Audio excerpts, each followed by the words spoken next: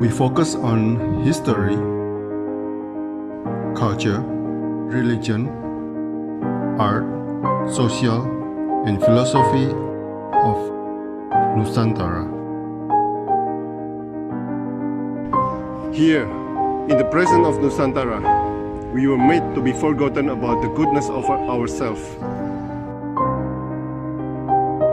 Because negativity seems to be more interesting for us.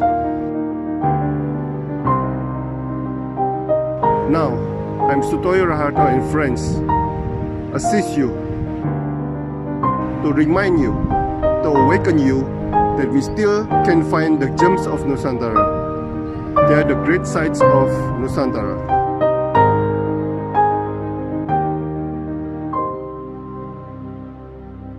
Selamat malam Mas Joko Sudibyo, seorang seniman yang sedang berada di Hungaria. Kemarin di Norway. Iya. Oke. Next trip ke? Saya kemungkinan akan ke Belanda untuk penelitian dan untuk summer penelitian, terus nanti masih ada negara yang harus dikunjungi lagi, masih ada 2. Wow. Oke. It's interesting ini. Mas Joko mengatakan, I really miss you, my country, Indonesia. Kemarin di story Instagramnya.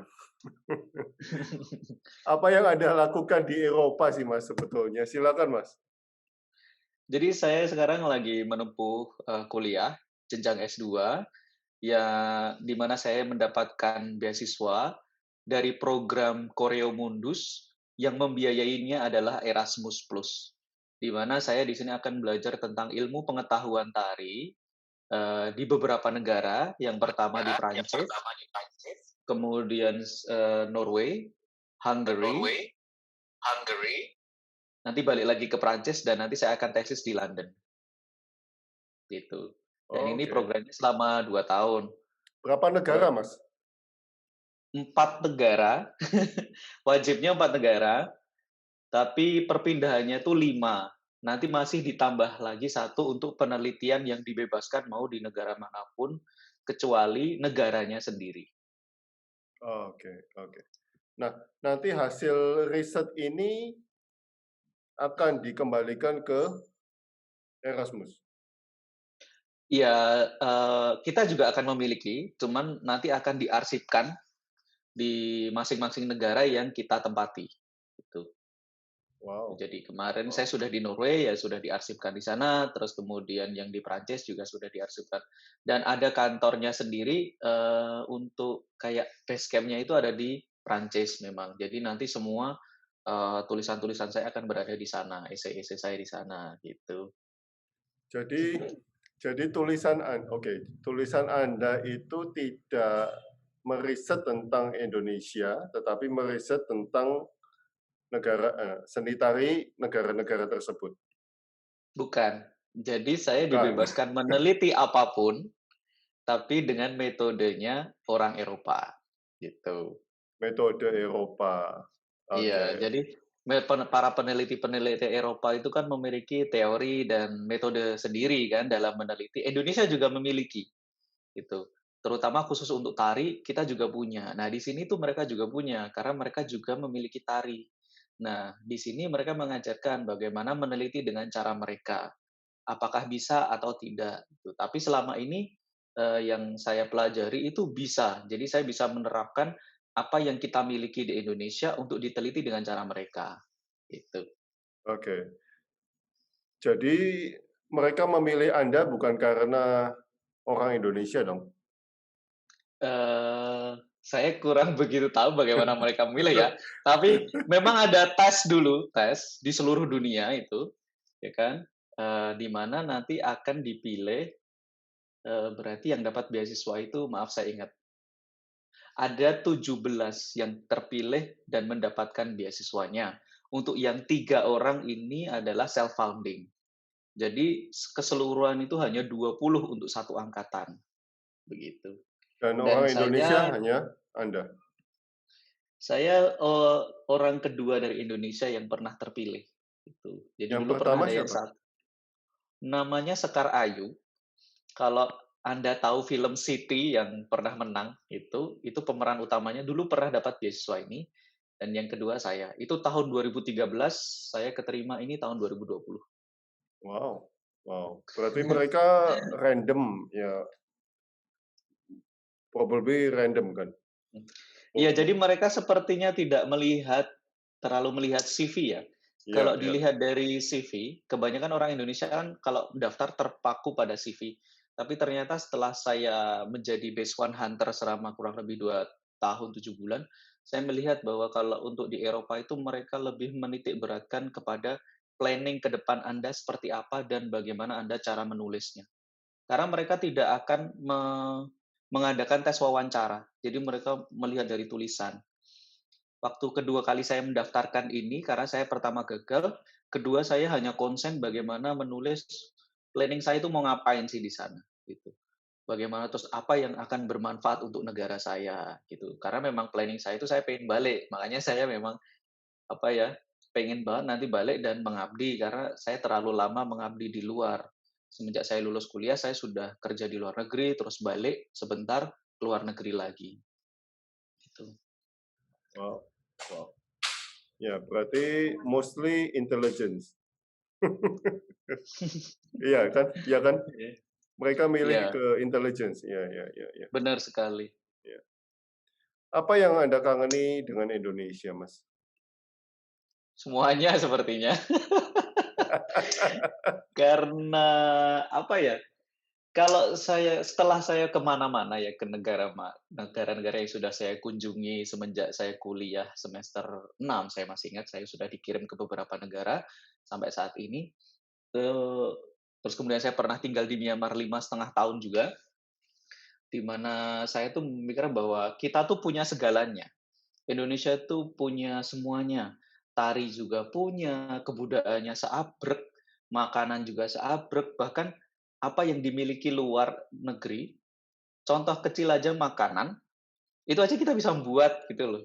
Nah, kalau di sini kan mereka bilang sandwich dan lain sebagainya, terus ada makanan seperti makanan apa ya, yang ada di barat lah yang sekarang itu kita bisa membuat di sana. Sedangkan yang kita punya di sana itu belum tentu bisa dibuat di sini. Contoh kayak rendang, terus rawon, bagaimana bisa membuat karena mereka tidak memiliki apa yang kita miliki gitu. Jadi saya tuh kangen banget dengan suasananya, dengan apa ya, dengan sumber daya manusianya dan terutama orang-orang. Karena orang-orang di Indonesia itu kan lebih suka untuk gotong royong itu loh yang seni, saling menyapa dan lain sebagainya. Kalau di sini kan orang lebih independen. Kamu kamu, ya aku, kayak gitu. Ya walaupun nggak serta-merta seperti itu, tapi kalau dibandingkan dengan negara kita memang jauh, di mana kita apa-apa itu harus apa-apa bisa dilakukan bersama dan orang tuh sangat welcome, tuh. Berapa lama Jadi Anda nggak di Indonesia? Total years. pertam pertama 5,5 tahun itu yang waktu saya tahun 2012 waktu itu sampai tahun 2017 tuh 5,5 tahun saya di Myanmar.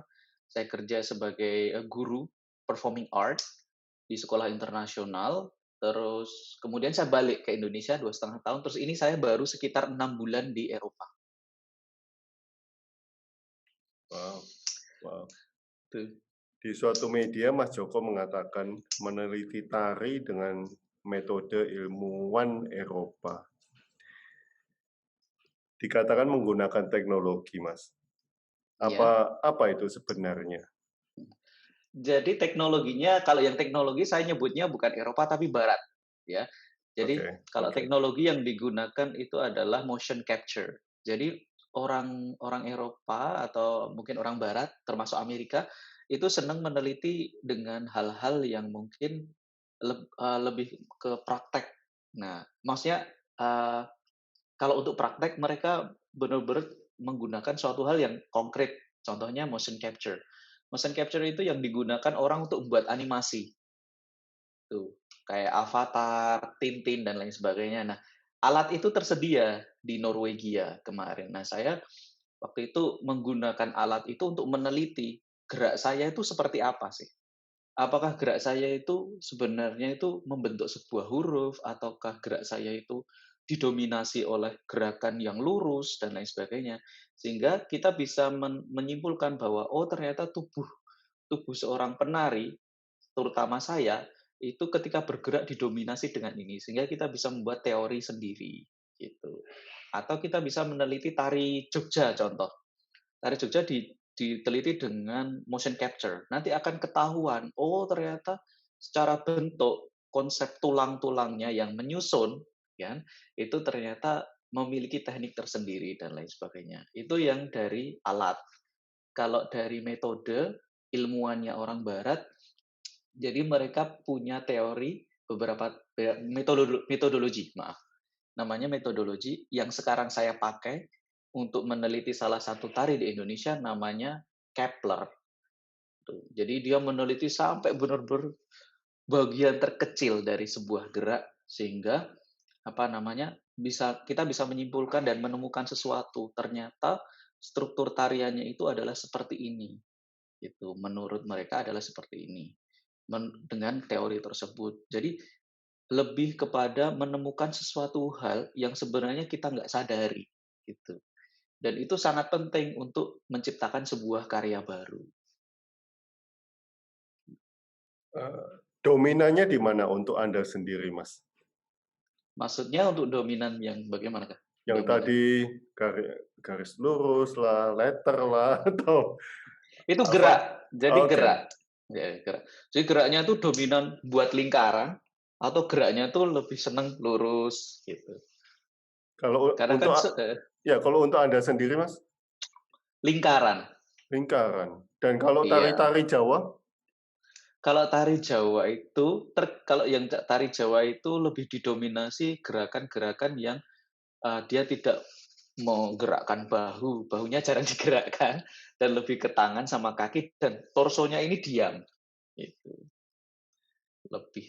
Dan kekuatannya itu ternyata setelah diteliti itu memang kelihatan bahwa kekuatan tari Jawa itu ada di antara kemaluan dan pusar.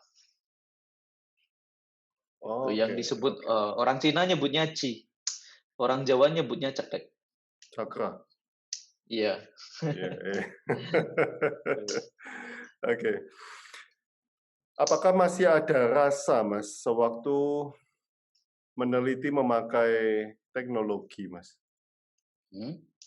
Ya, kalau kita, Uh, ya monggo silakan. kalau yang diteliti tetap harus ada rasanya ya, harus Ya, karena ya, kan ya, kita ya. tapi kalau yang meneliti kita tidak memfokus pada itu. Fokusnya adalah pada gerak gitu. Jadi gerak. Karena perasaan itu kalau seumpamanya kita konsen ke perasaan, berarti kan kita lebih menjadi penikmat, bukan peneliti lagi. Nah, mungkin peneliti masalah rasa, tapi kalau meneliti gerak ya saya sendiri harus konsen dulu ke geraknya gitu. Jadi Oke, tidak ya. Jadi diserahkan pada teknologi ya, Mas? iya gitu. Tapi memang kelemahan dari teknologi itu adalah apa ya? Yaitu rasa sih memang. Untuk meneliti rasa itu adalah suatu hal yang unpredictable dan memang susah sekali. Tidak cuma rasa, apa namanya, kayak kekuatan itu juga kadang agak susah untuk diteliti sebenarnya. Kemarin saya sempat, meneliti itu untuk kekuatan berapa gitu tuh memang agak susah dan itu sangat relatif sekali. Apalagi rasa yang itu sangat tidak terlihat ya istilahnya, tuh. Inner beauty itu kan agak susah memang, Ya, sampai Mas, sekarang memang belum. berarti kalau pakai teknologi kan cuma tampak depannya saja, Mas ya? Tidak sampai, Enggak, oh, enggak. semua. Oh, semua. Oke. Jadi teknologi motion capture itu kita pakai ruangan, kameranya itu minimal itu 32 atau berapa, pokoknya seluruh ruangan ini ada kameranya semuanya, Mas. Melingkar gitu, dan nanti kita menggunakan kostum, terus nanti di dalam kostum itu ada kayak, mark atau penanda, yang mana penanda-penanda ini akan direkam oleh kamera sehingga nanti kita bisa melihat di komputer, gitu. Oke, oke, oke. Ujung-ujungnya, apakah tidak melepaskan teknologi dan kembali ke spiritual atau batin, Mas. Kalau kita riset lebih dalam gitu. Sebenarnya untuk masalah, apa ya, research mengenai seperti simbol, terus perasaan dan lain sebagainya itu, sebenarnya itu S1. Iya sebenarnya. Jadi memang di barat pun juga ada itu kajian tentang itu, tapi kemarin ketika saya berdiskusi itu ternyata memang itu adalah bagian dari S1 dan dengan S2 itu lebih fokus ke metodologinya. Jadi metodologi, pendekatan dan lain sebagainya itu yang ditekankan gitu. Dan orang barat lebih suka yang benar-benar logis gitu. Jadi mereka kurang begitu tertarik dengan yang mistis-mistis dan lain sebagainya. Jadi yang terlihat itulah yang apa namanya, mari diteliti biar logis gitu. Tapi kalau tapi kalau sudah masuk ke metafisika nggak bisa kan bisa juga, Mas. Iya, tapi kemungkinan permasalahannya adalah dosen kadang kan juga. Oke, Kalau wah ya, oke, jadi ya, memang itu terus nggak bisa apa-apa. fokus ya, terus fokusnya saya kembali lagi bahwa ini fokusnya hanya penelitian. Jadi fokus kepada research sama observation. Jadi saya itu nggak ada praktek memang di sini. Praktek pun hanya untuk praktek tadi seperti motion capture. Jadi tidak seperti di Indonesia yang kita ada praktek menari Bali, praktek menari Sunda dan lain sebagainya. Itu benar-benar tidak ada di sini. Bahkan tari Eropanya pun juga nggak ada. Itu kita disuruh untuk belajar sendiri. Tapi kita sekarang difokuskan di sini untuk benar-benar menulis. Ya, ya, ya, oke. Saya mengerti. Jadi siapapun sebetulnya bisa ya, Mas ya. Nggak Bisa, iya, nggak harus seniman tari kan? enggak. Karena banyak teman-teman saya ini yang lulusan, eee, apa namanya, wartawan, ya, terus kemudian Jurnalis. ada yang Ya. ya jurnalis, ada yang, lulusan, apa namanya, bahasa Inggris, ada yang banyak sekali, ada yang background-nya teater juga, gitu. Ya, Dan oke. mereka juga bisa menggunakan metode-metode tersebut untuk meneliti meneliti apa yang mereka miliki, gitu. Mas, sebenarnya mengapa Anda bisa terpilih untuk beasiswa ke Eropa, Mas? Apakah karena kemampuan Anda sendiri atau kehebatan seni tari Indonesia? Mungkin tadi udah dijawab, Bu, tapi mungkin bisa diperjelas. Gimana ya?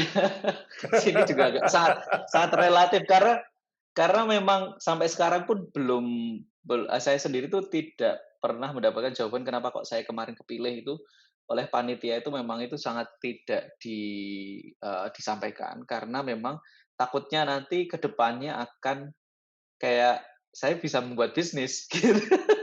Iya kan? Bahwa yang keterima nanti kamu harus gini gini gini gini kan biasanya kayak gitu. Ya, itu privasi mereka tapi kalau saya secara pribadi kemarin sih Mmm, dari jujur saya, karena memang, eee, apa yang Indonesia miliki, karena tulisan saya waktu itu esainya menuliskan, meneliti tentang, sebuah perjalanan menjadi seorang penari yang sukses di keraton, Wow, yang dilalui oleh, seorang pangeran di Jogja, namanya Suryo Bronto kalau tidak salah, tuh.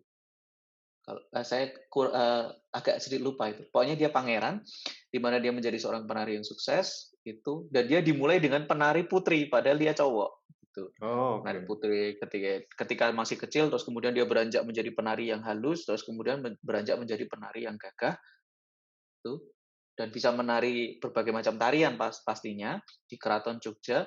Terus kemudian dihadiahi oleh Sultan itu rumah, pembantu, dan dihadiahi istri sampai 2 kali, gitu. Oke, oke.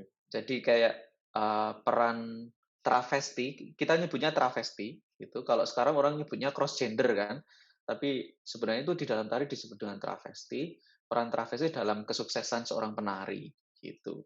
di Keraton Jogja. Wow. Banyak orang mengatakan bahwa bangsa Eropa, teman-teman kalau ada yang mau ditanyakan tolong ditulis. Banyak orang mengatakan bahwa bangsa Eropa masih belum bisa menandingi bangsa Nusantara dalam berkesenian, Mas. Banyak dari mereka juga mengatakan seni bangsa Nusantara sangatlah hebat. Hebat ini mudah diucapkan. Tapi menurut Anda, kehebatan kita ada di mana, Mas Joko? Silakan. Kehebatan kita adalah kontinuitasnya. Jadi tari yang ada di Indonesia ini hebatnya itu terus berkembang, Mas, di sini. Dia tuh contohnya saja di Indonesia untuk tari tradisional, hanya untuk satu fokus ya.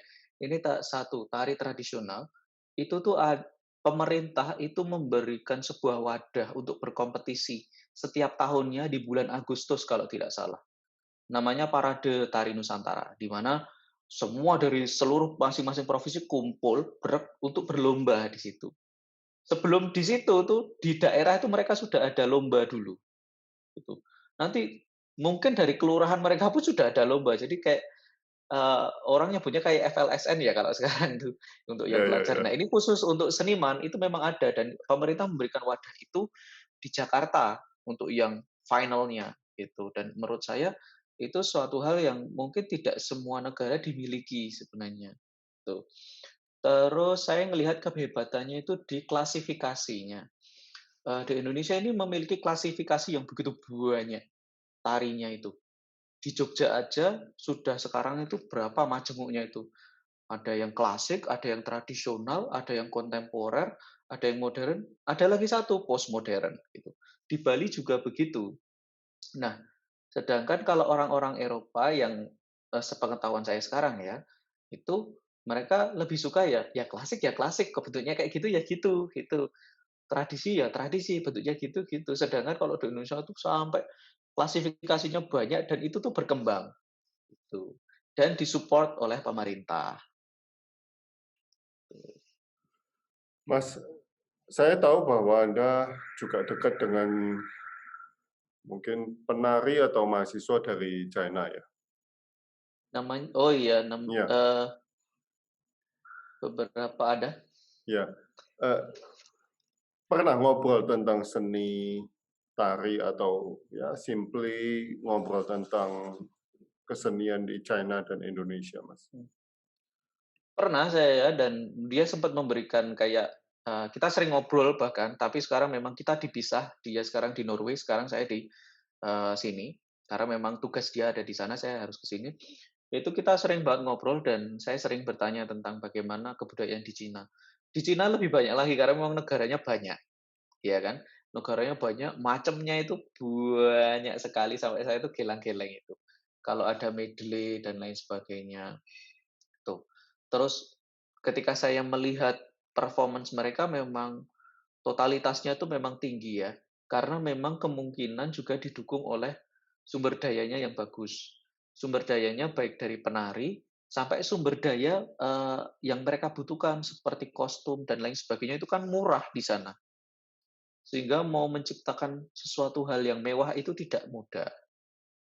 Jadi keberagamannya mereka itu karena mungkin ya Cina itu pertama mereka memang mudah memiliki sendiri ciri khasnya masing-masing di setiap daerah, terus sumber dayanya mereka juga mencukupi gitu. Dan saya lihat mereka juga pemerintahnya mensupport. Contohnya kalau Anda itu memang dari kecil sudah terlihat bakat untuk main silat. Jadi memang dari kecil itu umur berapa itu ditarik.